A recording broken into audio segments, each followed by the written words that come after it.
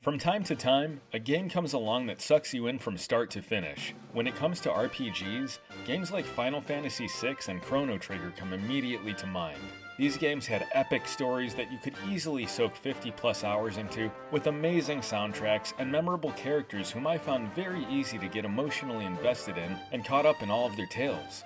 Now, with Dragonquest XII, the Flames of Fate announcement, I had the joy of experiencing Dragonquest XI, Echoes of an Elusive Age for the first time. So was Dragonquest XI the perfect RPG? Well, let's dive in and talk all about it. So grab some coffee or a drink or something, or maybe water if you're dehydrated. Anyway, though the soundtrack didn't strike me as heavily as either Chrono Trigger or Final Fantasy VI's soundtrack, and I never found myself humming along to it really, which was kind of disappointing for me as music goes a long way for me in gaming, I wouldn't say it lessened the experience, considering my final hours, including post-game content with Dragon Quest XI, were just under 100 freaking hours. And if you've been watching my other videos, you've heard me say once or twice that I am not at all a completionist when it comes to gaming, and I did not by any means finish all of the side quests in the game. Before I fought the final boss, it seemed like I cleared maybe 20 of those side quests and had a good 50 to 60, maybe even 70 that I had not even found the character to begin that side quest for. Though I personally prefer the more real-time action such as from any Zelda title versus the JRPG style battles and grinding, Dragon Quest XI is nothing short of a masterpiece in my book. That doesn't mean I couldn't complain about a couple of things, like the soundtrack being better or the voiceover being sped up and not having every single character speak so over-dramatically, save for the silent hero protagonist, who you can name to your liking by the way, although now that I'm older and more mature I decided to name him Buttmania. But Dragon Quest XI has so much customization that you can pretty much tailor the game to suit your needs. Even if Dragon Quest XII had no notable improvements over 11, if it's anything like 11, and it probably will be a little bit, this is one that's going to go on my pre-order list for sure. Of course, there's always going to be some naysayers, haters gonna hate, or people adding the game as the kids say these days, whatever that means, I'm old. Anyway, as I dive into this in-depth analysis, there will probably be some spoilers if you haven't played the game, and I'll be discussing and showing some of the post-game content. And if you played this game and beat it without playing the post-game content, well, you didn't really beat the game in my book. So before I get all spoilery, please take a second to click subscribe to help out the channel, and remember to like, comment, and share the video as I'm always happy to hear your thoughts and interact with people in the comments below on Dragon Quest or other things gaming related, or waffles or whatever, because I'm very stream of conscious. Now like I said, there's always going to be some naysayers, and from what I've seen on hopping on some gaming forums, most people having a negative attitude about Dragon Quest XI seem to have a problem with the tropes. Many are saying that it hits all of the JRPG tropes and this is the ultimate cliché, and the game certainly does hit a number of them, if really not all, from having an iconic tree in the form of Yggdrasil, to needing a Sword of Light, the aptly named Sword of Light in this case, to balance out the darkness. There's royalty, there's villages, towns, using an instrument to travel, or sailing the seas before gaining access to your flying whale pal Cetacea. And then there's all the towns, item shops, weapons, armor, side quests, even a halfway point event of the world ending.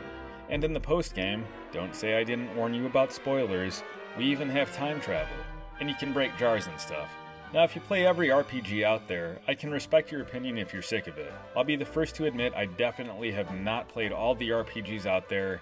I mean, who has the time given how massive they've gotten these days? But I loved how the story unfolded. It definitely did hit on a nostalgic factor for me, just in the sense that the tropes Dragon Quest XI did check off felt less of a here we go again moment for me, and it felt more like a love letter to a combination of RPG and adventure games of old. You could compare Yggdrasil to the Deku Tree from Zelda or Mana Tree from Secret of Mana. Serena's harp could be viewed as similar to Zelda's harp or Link's ocarina. Skyward Sword had a flying whale god, and Cetacea is pretty much the same concept. The Sword of Light could be compared to Secret of Mana's Mana Sword, Chrono Trigger's Masamune, or Zelda's Master Sword. Before the post-game content, Mordegon had infiltrated the kingdom of Heliodor, possessed the body of King Carnelian, and tricked the entire city into doing his bidding, even the honorable knight Sir Hendrik. All of this felt very similar to Ganondorf in an early scene of Ocarina of Time pledging his allegiance to the King of Hyrule. It largely plays on the if it ain't broke don't fix it formula, and for me that's just fine. Not to mention the actual last boss is just completely out there, and reminded me more of Guardians of the Galaxy than anything else. So despite Dragon Quest XI hitting all these tropes and maybe being a giant cliché, something I can't really argue with. It gets so much right that to me, it never mattered as I played throughout the game. When I first started the game and roamed around towns, I thought the camera could stand to rotate a little quicker for my tastes, and to my pleasant surprise, this was customizable. Not only could you control your camera customization out on the fields of Erdrea, but you could control how quickly they rotated or panned around indoors as well. This was a very nice touch, as I actually preferred my indoor camera a little bit different, maybe for a mood thing or something. Otherwise, I always felt like I was fully in control of the camera, even in giant boss battles, including the absolute final boss of the game. And speaking of angles, if you didn't start the game in 2D mode, you'll get a taste of it anyway once you visit the bizarre world of Tickington, which is by its nature always in 2D mode.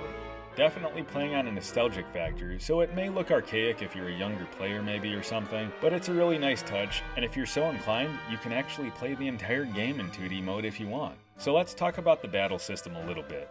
First of all, you can choose between a classic, more static RPG style camera, or if you're like me, you can have a free camera and actually roam around a little bit. Each one of your wacky cast of characters you can have on auto battle to meet your needs, whether you want a player to conserve their magic points, or whether you want a player to focus on healing, or give it all they've got on Show No Mercy. And you can set each character to what you want individually, or just go the old-fashioned way of having everyone follow your commands.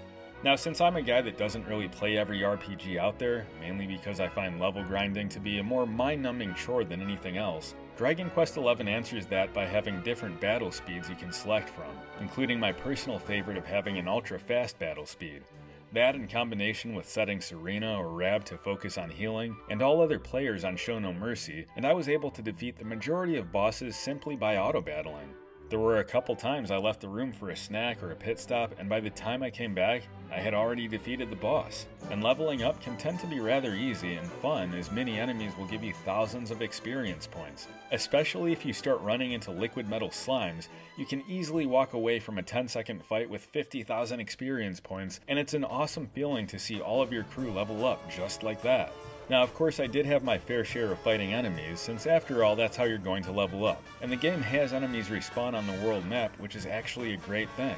And I found as long as I fought enemies along the way to either main missions or the occasional side quest I did, and all enemies I saw in dungeons or caves, the game did a great job of saying, hey, fight these guys and you'll have the experience you need for the next boss. Now, I wasn't always leveled up to where I would have liked, as sometimes I just had some things going on in real life, and chose to run past some enemies to get to a save point or something, so yes, you can't save just anywhere, but it is easy enough to get to save points, and I found them to be spread very nicely throughout the world map. Of course, it wouldn't be an RPG without weapons and items, and Dragonquest XI delivers in spades. Armor, weapons, and item shops are all spread very liberally throughout the game, and Dragonquest grants you plenty of gold along the way just as long as you're fighting the enemies. And let's be real, that's why they're there in the first place. Everything you need or want, the game provides in my opinion, and not only that, they give you a fun little crafting tool in the form of the Fun Size Forge. The Fun Size Forge allows you to immediately rework items you may already own, and you get your own level up system and learn different forging skills to up your game and craft better weapons, clothes, and armor along the way.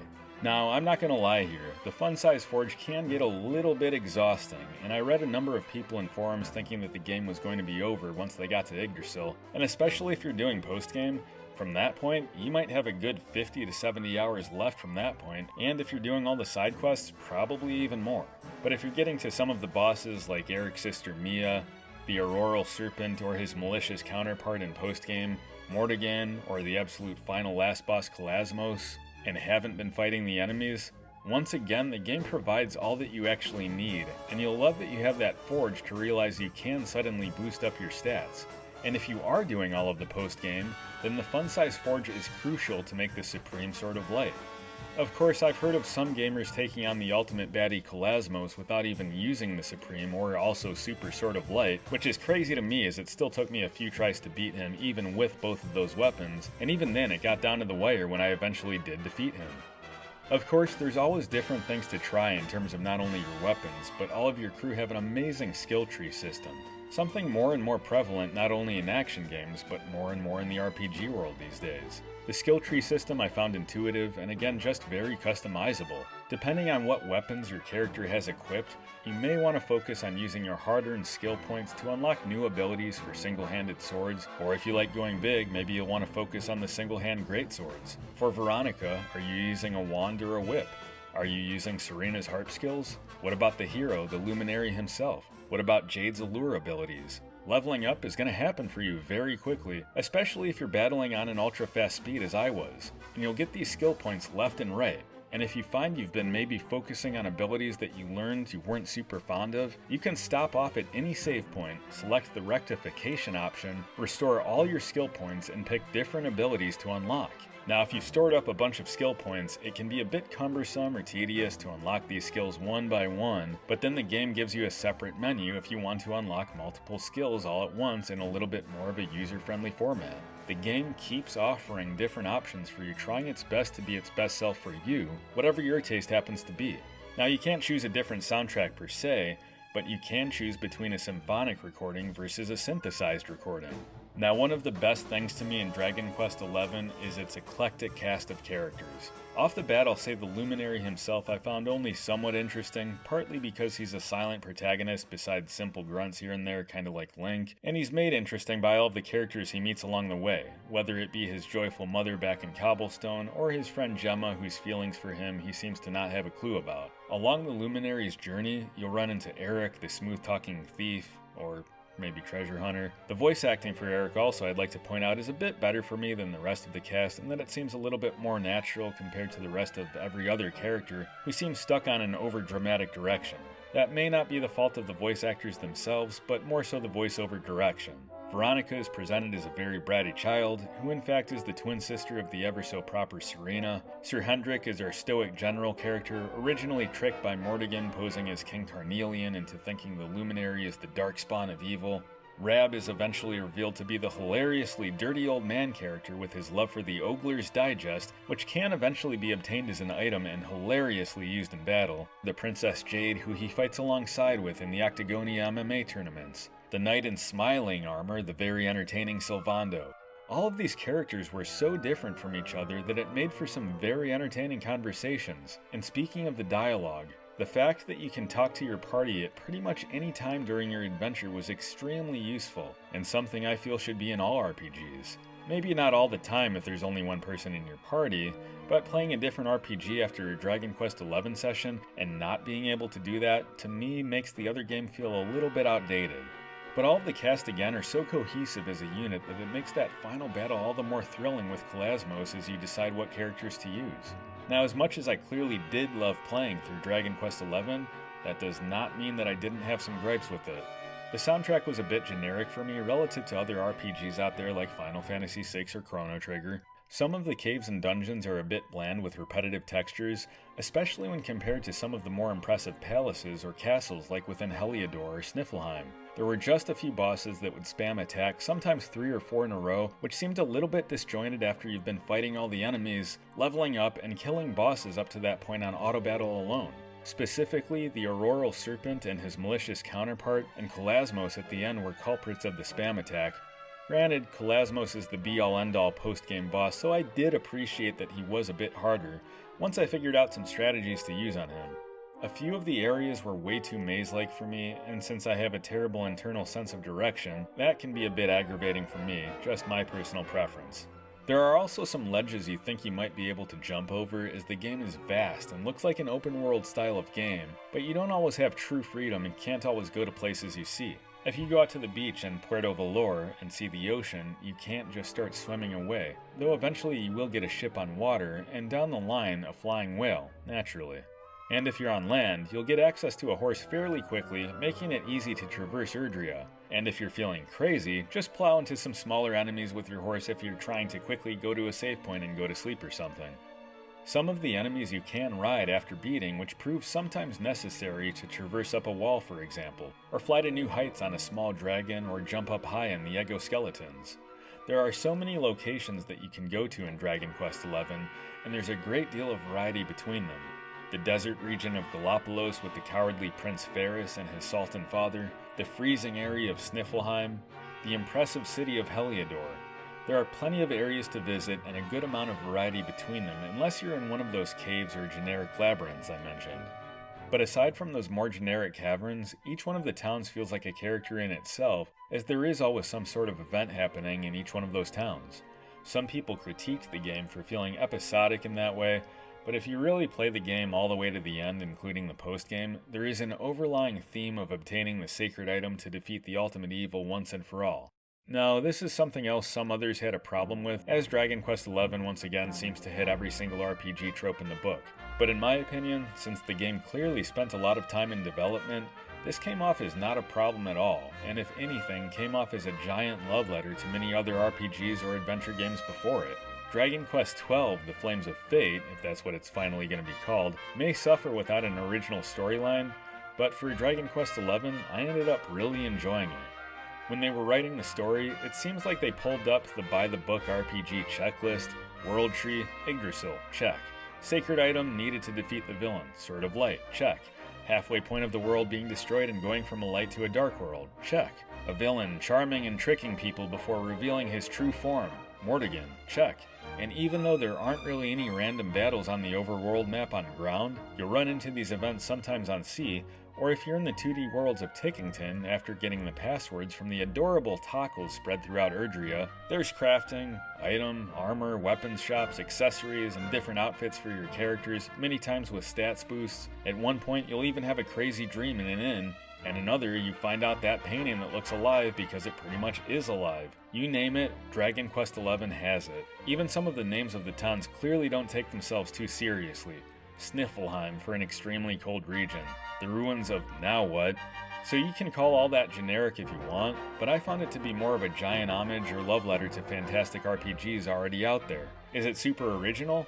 Maybe not. But does it have to be? Breath of the Wild is still my favorite game at the time of this recording, but I can't say the plot is very original in my book, especially with the recent popularity of the post-apocalyptic setting. In the end, Dragon Quest XI might have a few things I can gripe about again. The music could be a bit better.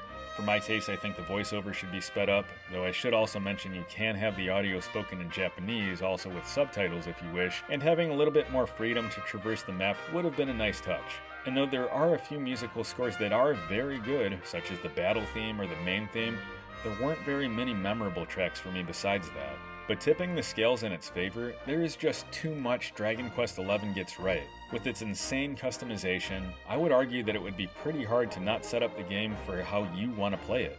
From the skill building trees, to trying out the different weapons and accessories, using auto battle versus playing the old-fashioned way with your menus, which you probably will have to at least at Mordegon or Kalasmos, being able to see enemies on screen instead of just having random battles everywhere, being able to go right past these enemies or knock them down with your horse, Dragon Quest XI is a game that's just chock full of game. All that to say is that in my humble opinion, Dragon Quest XI is nothing short of a masterpiece. Well, that's that. Hope you had fun watching. What did you think? Was Dragon Quest XI the perfect RPG for you? Did you find it too generic? Or are you too hyped for Xenoblade Chronicles 3 or whatever else is out there right now? What about a Chrono Trigger remake in the Dragon Quest engine? Tell me your thoughts in the comments below. I love interacting with everyone when I get the chance. Unless you troll me, then you can be fed to crate or something. And before you go, as always, please help out the channel, click subscribe, like, comment, and share the video around, and I'll catch you next time. Bye, everybody!